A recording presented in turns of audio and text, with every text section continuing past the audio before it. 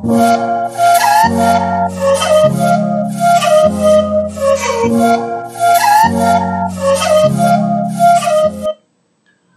guys, welcome to my channel Himachali Wisdom. So in the last lecture we have discussed about the position of the Indian subcontinent. Indian subcontinent और India की जो position है हमारे world map पे उसको देखा था हमने एंड हमने डिफरेंट डिफरेंट जो हमारे इंडियन सबकॉन्टिनेंट की पॉपुलेशन है उसकी पोजीशन वर्ल्ड में कहाँ स्टैंड करता था उसके बारे में हमने डिस्कस किया था।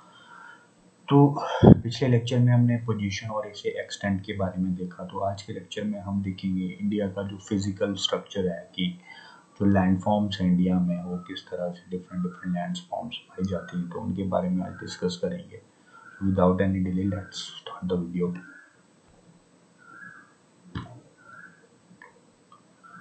तो आज हम डिस्कस करेंगे जो वेरियस लैंडफॉर्म्स होती हैं इंडियन सब कॉन्टिनेंट की, तो उसके बारे में हम डिस्कस करेंगे। तो फॉर एग्जांपल हम डिस्कस करेंगे जो माउंटेन्स रिजाइड करते हैं इंडिया में एंड जितने भी जो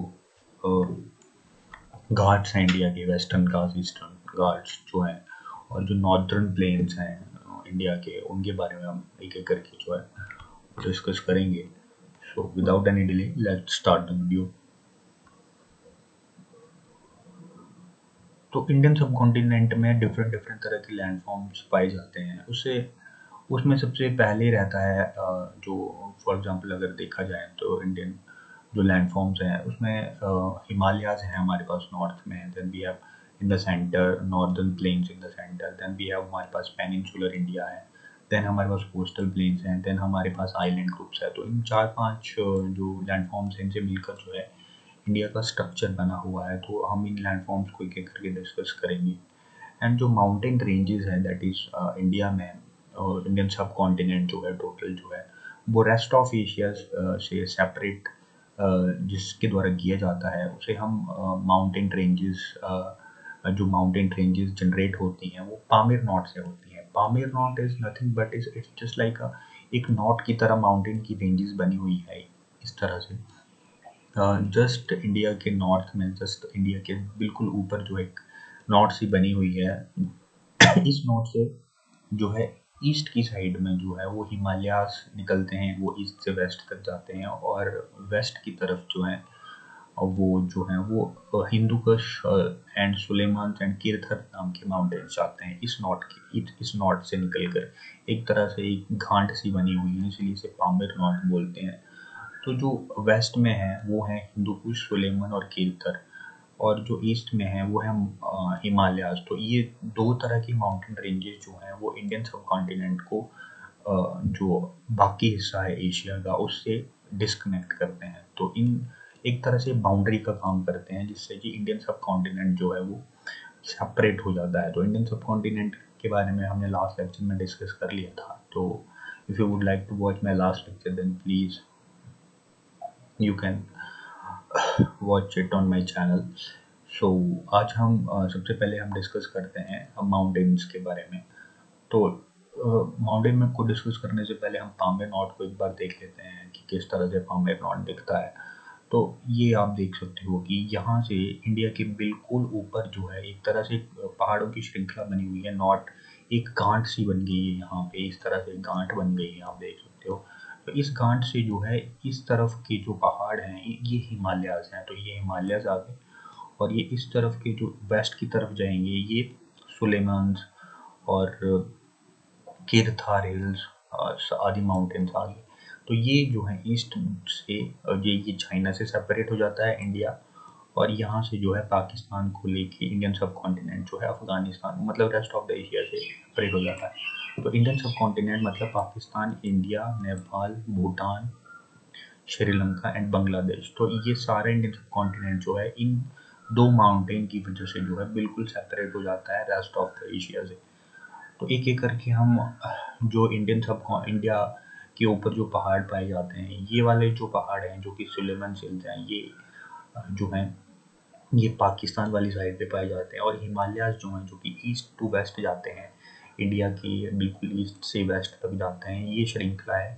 तो ये हिमालयाज माउंटेन्स है, ये इंडिया में पाए जाते हैं और कुछ इसका हिस्सा इसका नेपाल में भी पाया जाता है। तो एक एक करके हम हिमालयन माउंटेन्स को देखेंगे। जो ये वाला पार्ट है, ईस्ट वाला पार्ट है, इसको देखेंगे।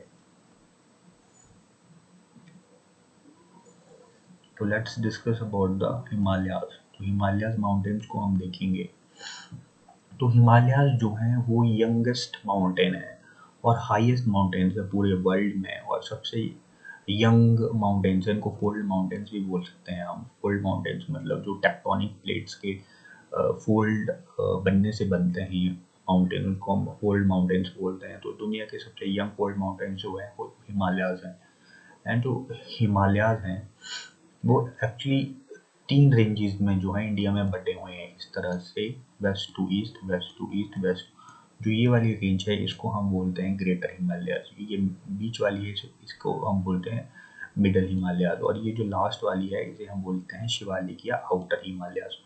तो एक एक करके जैसे जैसे हम जो है हिमाद्रीज यानी कि ग्रेटर हिमालयाज से मिडल हिमालयाज तक जाएंगे और मिडल हिमालयाज से आउटर हिमालयाज तक जाएंगे, तो ये हाइट जो है कम होती जाती है। तो जो हिमालयाज है, टोटल जो है हिमालय इनकी, यहाँ से लेकर यहाँ तक का जो डिस्टेंस है टोटल ये 2500 किलोमीटर तक जाता है। और इनकी जो विड्थ है इन तीनों की, जो मतलब टोटल हिमालयाज की विड्थ है, ये टोटल रहती है 250 से 400 किलोमीटर के बीच में। और ये ईस्ट से लेकर वेस्ट तक, मतलब पामीर नॉर्थ से निकल के, मतलब पामीर नॉर्थ के ईस्ट से निकलते हैं और वेस्ट इंडिया के वेस्ट तक जाते हैं अरुणाचल प्रदेश तक पूरा। तो एक एक करके हम इसके बारे में देखेंगे। और जो हिमालयाज हैं तो सबसे पहले हम देखते हैं ग्रेटर हिमालयाज के बारे में। तो हिमालयाज को 3 हिस्सों में बांटा गया है, ग्रेटर हिमालयाज, मिडल हिमालयाज और आउटर हिमालयाज। जो हमारा दुनिया का सबसे बड़ी चोटी है जो कि माउंट एवरेस्ट है, जिसकी ऊंचाई जो है 8,848 मीटर है, ये ग्रेटर हिमालयाज में पाई जाती है। एंड जो ग्रेटर हिमालयाज है दैट इज वो नेपाल से होकर गुजरते हैं, इसलिए माउंट एवरेस्ट जो है नेपाल में एग्जिस्ट करती है। And it is the highest mountain at present in the world. और जो गंगा रिवर है वो भी ग्रेटर हिमालयाज के ग्लेशियर से निकलती है।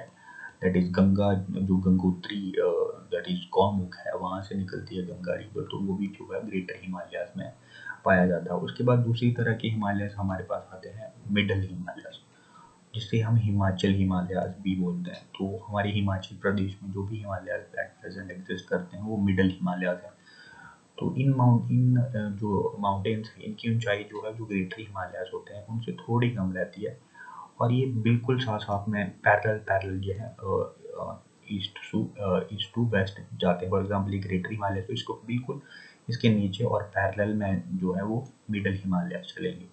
तो जो मिडल हिमालयाज हैं इनकी ऊंचाई जो रहती है ये 2500 से लेकर 4500 मीटर तक रहेगी,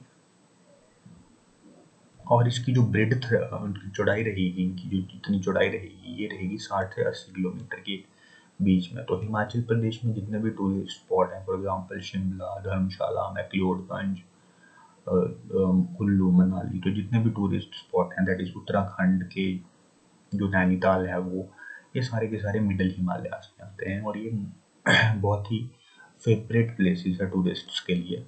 तो this is the all about middle Himalayas. अब हम बात करते हैं तीसरी जो पैरेलल रेंज निकलती है ग्रेटर हिमालयाज के साथ, वो है लोअर हिमालयाज। तो लोअर हिमालयाज जैसे कि सबसे लास्ट में आते हैं, तो इनकी ऊंचाई जो है वो ग्रेटर हिमालयाज और हिमाचल हिमालयाज से भी कम रहती है। तो इनकी ऊंचाई जो रहती है ये 900 से 1200 मीटर तक रहेगी।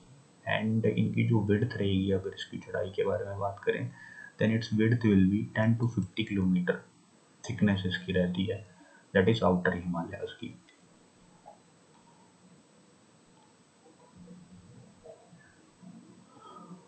तो अगर आपको यहाँ पीछे वाली स्लाइड में क्लियर नहीं हुआ तो यहाँ पे आप देख सकते हो कि ये जो ब्लू वाला पोर्शन है ये है ग्रेटर हिमालयाज। ग्रेटर हिमालयाज में हमारा माउंट एवरेस्ट है, और ये जो थोड़ा सा ब्लू वाला, इससे कम कम पर्पल वाला जो है ये है हमारा मिडल हिमालयाज। और ये थर्ड नंबर पे जो है ये जो पर्पल कलर में आप देख रहे हो ये लोअर हिमालयाज पड़ता है। तो इस तरह से यहाँ पे पामीर नॉट है, पामीर नॉट के वेस्ट टू ईस्ट की तरफ ये 3 रेंजेस निकलती हैं हिमालयाज की, जिसे कि हम ग्रेटर हिमालयाज, लेसर हिमालयाज और शिवालिक बोलते हैं। यहाँ पे आप देख सकते हो this is a map, satellite map है। तो ये जो रेड वाला एरिया है ये ग्रेटर हिमालयाज है, हिमालयाज का पार्ट। ये वाला जो है, जो हिमाचल प्रदेश और उत्तराखंड से निकल रहा है नेपाल तक ये जा रहा है, तो ये मिडल हिमालयाज है। और जो सिक्किम है ये ग्रेटर हिमालयाज में पड़ता है, और सिक्किम है इसी स्पॉट पे जो है कंचनजंगा, जिसकी ऊंचाई जो है 8,586 मीटर है, वो जो कि इंडिया की सबसे बड़ी चोटी है। तो इंडिया की जो सबसे बड़ी चोटी जो इंडियन बॉर्डर यानी कि इंडियन टेरिटोरी में पाई जाती है वो है कंचनजंगा। तो Kanchenjunga is the highest mountain of the India. And अगर इंडियन सब कॉन्टिनेंट की बात करें, तो इंडियन सब कॉन्टिनेंट में जो हाईएस्ट ऐसे तो K2 को भी हम इंडिया की सबसे हाईएस्ट चोटी बोल सकते हैं, लेकिन जो K2 है, K2 पर्वत जो है वो पाकिस्तान ऑक्युपाइड कश्मीर में पड़ती है। तो here it is the K2, इसलिए हम इसको इंडिया की टेरिटोरी में जो है मार्क नहीं करते हैं। तो अगर आपको एग्जाम में क्वेश्चन आए कि इंडिया की सबसे बड़ी चोटी कौन सी है, तो आपका आंसर रहेगा Kanchenjunga, that resides in the Sikkim state of the India, not K2। और इसकी ऊंचाई रहेगी कंचनजंगा की 8,586 मीटर। और जो दुनिया की सबसे बड़ी चोटी रहेगी वो रहेगी ग्रेटर हिमालयाज में, दैट इज माउंट एवरेस्ट, जिसकी ऊंचाई रहेगी 8,848 मीटर।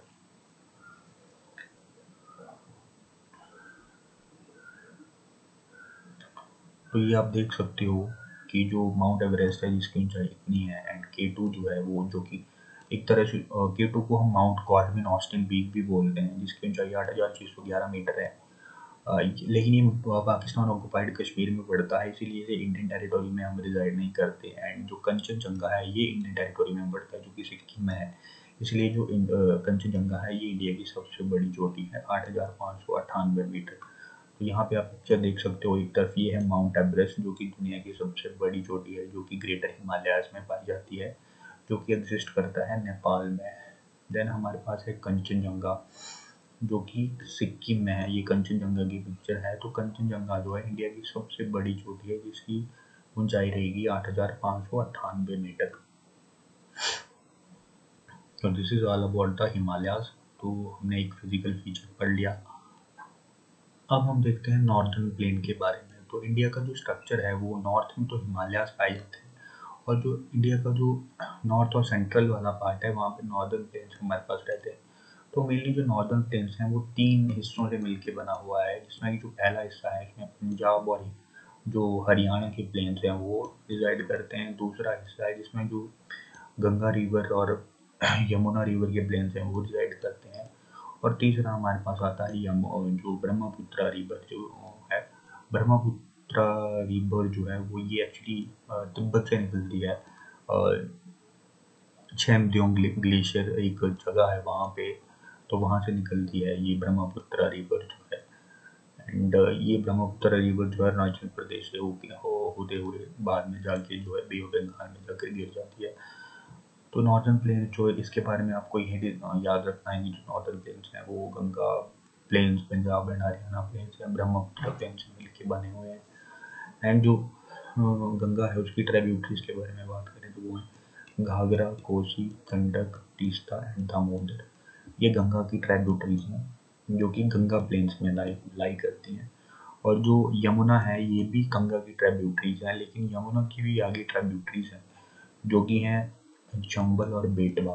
तो नॉर्दर्न प्लेन्स में आपको कुछ खास याद रखने का नहीं है, यहाँ पे इतना ही आपको याद रखना है कि नॉर्दर्न प्लेन जो है वो Ganga, Yamuna and Ganga, Punjab and Haryana plains and Brahmaputra plain से मिलकर बना हुआ है। तो यहाँ पे आप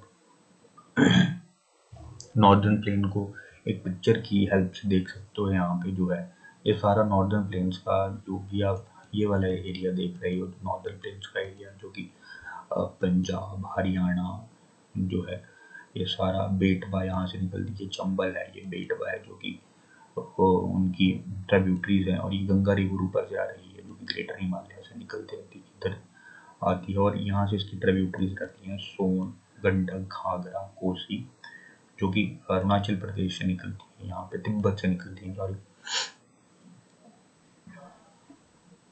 तो this is the all about the northern plains.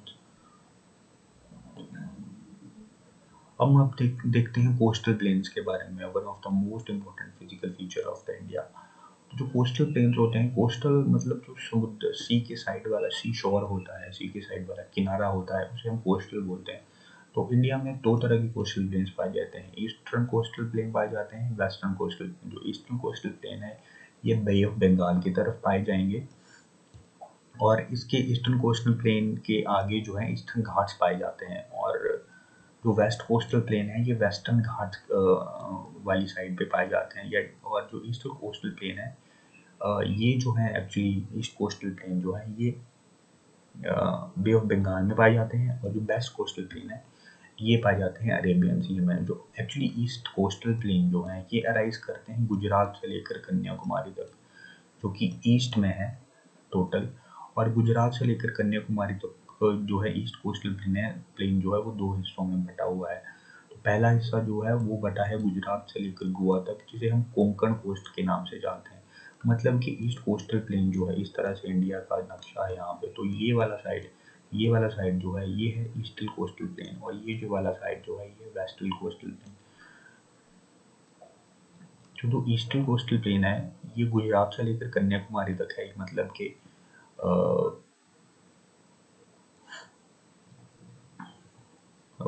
From waste. जो वेस्टर्न कोस्टल प्लेन है वो करता है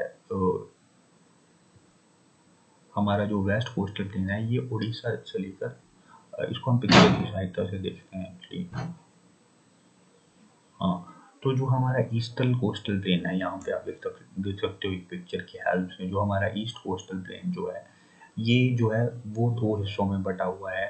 दैट इज एक है नॉर्दर्न सरकार और एक है कोरोमंडल कोस्ट। तो जो ईस्टर्न कोस्टल प्लेन है हमारा ये उड़ीसा से लेकर जो है कन्याकुमारी तक बटा हुआ है। लेकिन इसको डिवाइड करने के लिए हम इसको दो हिस्सों में याद रखते हैं, दैट इज नॉर्दर्न सरकार एंड द कोरोमंडल कोस्ट।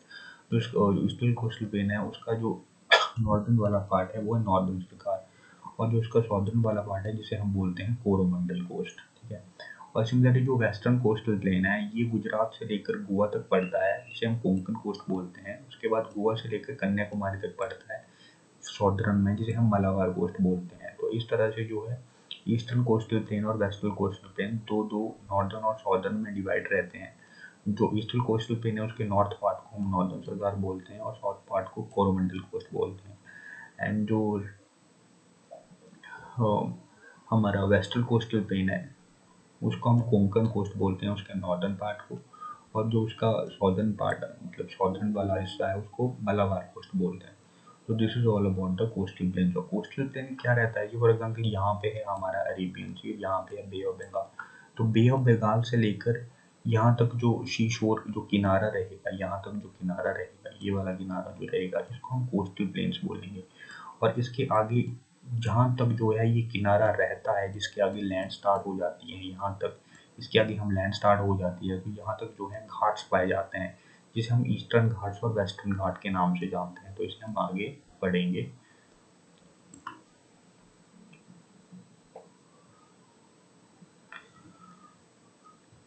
अब हम देखते हैं पेनिनसुलर प्लेट्यू के बारे में। तो पेनिनसुलर के बारे में हमने जैसे कि डिस्कस किया था लास्ट लेक्चर में भी कि पेनिनसुलर का क्या मतलब होता है कि वो भूमि जो कि तीनों तरफ से लैंड से घिरी हुई होती है उसे हम पेनिनसुलर बोलते हैं। फॉर एग्जाम्पल ये इंडिया का सॉर्दर्न पार्ट है, तो इंडिया का ये वाला एरिया यहाँ पे जो है ये अरेबियन से घिरा हुआ है। जो ईस्ट वाला पार्ट है यहाँ पे बे ऑफ बंगाल से, और इसके नीचे जो है इंडियन ओशन है। तो इंडिया का ये वाला सी शोर जो है पूरा ये तीनों ओर से जो है वो वाटर से घिरा हुआ है, इसीलिए इसको पेनिनसुला बोलते हैं। तो पेनिनसुलर जो इंडिया है इसके बारे में हम देखते हैं। तो जो पेनिनसुलर प्लेट्यू है इंडिया का वो जो है वो ईस्टर्न और वेस्टर्न घाट्स दो हिस्सों में बटा हुआ है। तो ईस्ट वाला पार्ट जो है जहाँ से घाट्स मतलब पर्वत स्टार्ट होते हैं, एक पर्वत श्रृंखला सी बनी हुई है जिसके मतलब जहाँ पे ईस्टर्न कोस्टल प्लेन खत्म हो जाते हैं, और उसके बाद जहाँ तक जो है प्लेन्स का असर रहता है वहाँ से जो है घाट स्टार्ट हो जाते हैं। तो ये वाला प्लेन्स के आगे वाला हिस्सा जहाँ पे कुछ पर्वत हैं, छोटी छोटी पर्वताएं श्रृंखलाएं हैं, उसको हम ईस्टर्न कोस्टल प्लेन कहते हैं, सॉरी ईस्टर्न और वेस्टर्न घाट के नाम से जानते हैं। पेनिनसुलर इंडिया हमारा वेस्टर्न घाट जो कि वेस्ट में है अरेबियन सी से, और जो ईस्टर्न घाट्स हैं जो कि ईस्ट में है और बे ऑफ बंगाल की साइड पे, उसको हम ईस्टर्न घाट्स बोलते हैं। और जो पेनिनसुला प्लेट्यू जो है ये मेनली जो है इसमें डिफरेंट डिफरेंट रिवर फ्लो करती हैं, जिसे हम जिसके बारे में हम थोड़ा सा डिस्कस करते हैं कि जो गोदावरी, कृष्णा और कावेरी रिवर्स हैं, ये जो है ईस्टर्न घाट्स की तरफ फ्लो करती हैं। ईस्टर्न घाट की तरफ मतलब जो गोदावरी होगी, इसका फ्लो इस तरह से रहेगा ईस्ट की साइड, कृष्णा और कावेरी इनका फ्लो जो है ईस्टर्न घाट्स की तरफ रहता है, और ये यहाँ पे मिलके मतलब बे ऑफ बंगाल मिलने से पहले जो है यहाँ पे ये डेल्टास बनाती हैं। और लेकिन जब जो नर्मदा और तापी रिवर जो है, नर्मदा और तापी रिवर जो है, इनका फ्लो ईस्ट टू वेस्ट रहता है इस तरफ। लेकिन और ये जो है जब अरेबियन सी में जाके गिरती हैं तो ये जो है डेल्टा नहीं बनाती हैं। मतलब गोदावरी, कृष्णा और कावेरी जो है वो ईस्टर्न घाट्स की तरफ फ्लो करती हैं, और जो नर्मदा और ताप्ती है ये वेस्टर्न घाट्स की तरफ फ्लो करती हैं, लेकिन ये डेल्टा नहीं बनाती। बाकी जो ईस्टर्न घाट्स की तरफ फ्लो करती हैं रिवर, वो सारी की सारी डेल्टास बनाती हैं। एंड जो नर्मदा रिवर है वो ओरिजिनेट होती है ईस्टर्न घाट्स में, एक चोटी है अमरकंटक जो है, वहां से जो है नर्मदा नदी का ओरिजिन होता है। तो पिक्चर की सहायता से आप देख सकते हो कि ये जो आप देख रहे हो ये वाला एरिया जो है पर्पल कलर में, थोड़ा सा डार्क ब्लू कलर में, ये है ईस्टर्न कोस्टल प्लेन हमारा, ठीक है। और ये जो हमारा ये वाला एरिया है ये है वेस्टर्न कोस्टल प्लेन।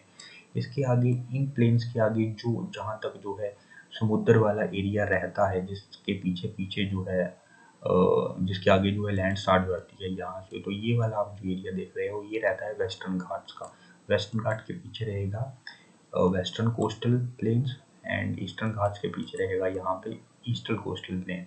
और जो वेस्टर्न घाट्स हैं और ये ईस्टर्न घाट्स हैं, ये यहाँ से निकल के नीचे जब जाते जाएंगे तो यहाँ पे जो है ये जो है मिल जाते हैं यहाँ पे। और अन्नामुडी एक पर्वत जगह है जहाँ पे जाके जो है ये दोनों मिल जाते हैं। और अन्नामुडी एक पर्वत श्रृंखला है जिसकी ऊंचाई 2866 मीटर है। ये जो है हमारा पेनिनसुलर जो इंडिया प्लेट्यू है उसकी सबसे बड़ी चोटी मानी जाती है, जो कि वेस्टर्न और ईस्टर्न घाट्स के कन्वर्ज होने का पॉइंट है यहाँ पे। तो ये आप देख सकते हो कि किस तरह से जो है वेस्टर्न घाट्स और जो ईस्टर्न घाट्स हैं, ईस्टर्न और वेस्टर्न घाट्स हैं, आपस में आके यहाँ पे मिलते हैं। यहाँ से से शुरू होके नीचे जब जाते जाते हैं तो ये नैरो होते जाते हैं। तो this is the all about the peninsular plateau. अब हम देखते हैं कुछ आइलैंड ग्रुप्स के बारे में, दैट इज इंडिया में नॉर्दर्न प्लेन्स, हिमालयाज और ईस्टर्न और वेस्टर्न कोस्टल प्लेन्स के अलावा जो है कुछ आइलैंड्स भी पाए जाते हैं जो कि कोरल आइलैंड्स हैं, और कुछ वॉल्केनिक ओरिजिन के भी आइलैंड हैं। तो इंडिया में मेनली जो है दो तरह के आइलैंड पाए जाते हैं, एक है लक्षद्वीप और एक है अंडमान निकोबार। जो हमारा लक्षद्वीप है ये 36 एक्चुअली जो आइलैंड है उनका समूह है, और जो लक्षद्वीप है ये अरेबियन सी की साइड पे पाया जाता है, यानी कि अरेबियन सी में पाया जाता है। और केरला से 300 किलोमीटर ईस्ट में जो है लक्षद्वीप पाया जाता है। लक्षद्वीप जो आइलैंड है वो वहाँ पे पाया जाता है। और एक तरह से ये कोरल, यहाँ पे कोरल प्लांट्स जो है वो बहुत मात्रा में मिलते हैं। और मोस्ट ऑफ द जो आइलैंड रहते हैं लक्षद्वीप को वो इनहैबिटेंट है, मतलब वहाँ पे रहने की आबादी बहुत कम है। और जो उसके बाद हमारे पास जो बे ऑफ बंगाल है, दैट इज ईस्ट साइड में हमारे पास अंडमान निकोबार आइलैंड है, जो कि 324 आइलैंड का ग्रुप है, यस 324 आइलैंड्स का ग्रुप है।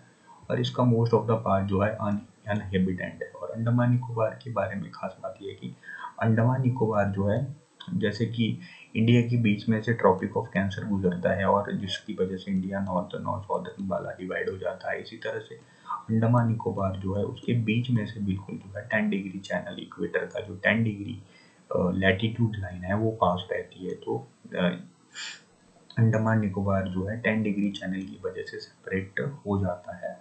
तो this is the separation line between the Andaman and the Nicobar island, that is 10 degree channel. With the help of the picture आप देख सकते हो यहाँ पे कि आइलैंड ग्रुप्स जो है इंडिया के किस तरह से हैं। तो लक्षद्वीप है हमारा, ये अरेबियन सी वाली साइड पे पड़ता है। एंड अरे लक्षद्वीप जो है यहाँ से केरला से जो है 300 किलोमीटर की दूरी पर पाया जाता है, और ये 36 आइलैंड जो है उनका ग्रुप है एक। और जो हमारा अंडमान और निकोबार है, यहाँ पे आप देख सकते हो जो अंडमान निकोबार है इसके बीच में से बिल्कुल ये 10 डिग्री चैनल पास हो रहा है, मतलब 10 डिग्री लैटिट्यूड वाली लाइन पास हो रही है। इसीलिए इसे 10 डिग्री चैनल भी बोल रहे हैं। एंड अंडमान निकोबार जो है 324 आइलैंड्स का ग्रुप है।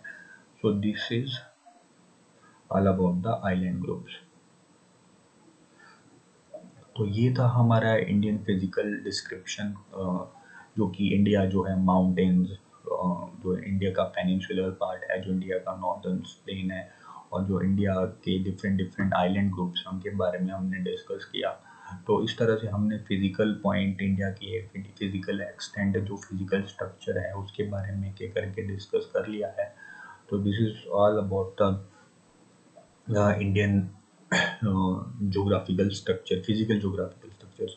और आगे आने वाले लेक्चर्स में अब हम इंडिया के पॉलिटिकल डिवीजन के बारे में, डिफरेंट डिफरेंट फार्मिंग टेक्निक्स के बारे में, इंडिया की ट्रांसपोर्ट सिस्टम के बारे में, इंडिया का जो वाटरवे सिस्टम है, इंडिया का जो एयर सिस्टम है, उसके बारे में डिस्कस करेंगे। और धीरे धीरे we are going towards the end of the geographical lectures, and if you would like to watch my history lectures and other quality video, then please hit the like button, and I will give you a link on the I button so you can watch these videos. So till then, thank you for watching my videos. Stay safe, stay at your home, keep watching my videos. Please subscribe to my channel.